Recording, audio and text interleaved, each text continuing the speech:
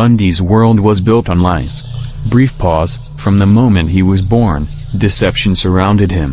He was raised by his grandparents, but was told they were his parents. And his mother? She was introduced to him as his sister. Faint whisper of sister echoes in the background. Some say this deception planted the first seeds of manipulation and control. As a teenager, Bundy developed a dark obsession, peering into women's windows, watching them in secret. It was more than curiosity, it was power. A sign of the predator he was becoming. By day, he was a bright psychology student, volunteering at a suicide prevention hotline. By night, he was something else entirely. He was handsome, intelligent, and persuasive.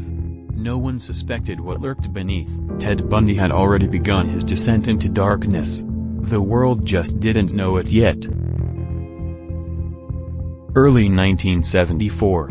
Young women in Washington state started vanishing. They were last seen with a man who seemed harmless. A man with a sling, a cast, a charming smile. That man was Ted Bundy. Bundy's charm was his weapon. He played the helpless man, injured, struggling with books, needing a helping hand. But once he had them close, there was no escape. With each victim, Bundy became bolder. But police were struggling to connect the dots. He moved across states, changing his look, leaving little evidence. Then came one of the most horrifying attacks in American history. January 15, 1978. Ted Bundy entered Florida State University's Chi Omega sorority house. In just minutes, he left 2 women dead and 2 more severely injured. Ted Bundy had finally made a mistake.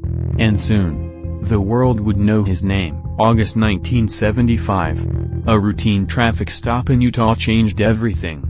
Inside Bundy's car, police discovered a killer's toolkit, handcuffs, a crowbar, and a ski mask. Ted Bundy had finally been caught.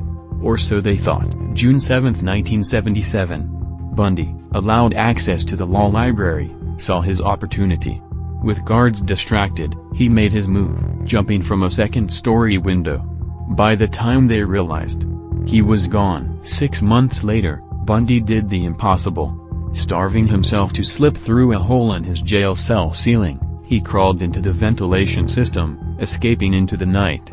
Once again, he vanished. With his new freedom, Bundy didn't hide, he hunted.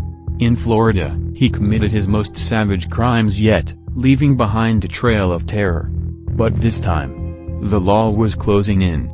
For the first time in history, America watched a murder trial unfold on live television. But this wasn't just any trial, this was the Ted Bundy show. Bundy, ever the narcissist, chose to represent himself, relishing every moment in the spotlight. The prosecution had one key piece of evidence: bite marks. Forensic odontologists matched Bundy's teeth to the wounds left on one of his victims. It was the final, irrefutable link to his crimes.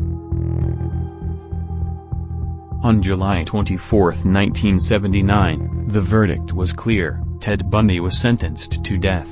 Yet, in his final courtroom moments, he remained as smug as ever, smirking as if he had won.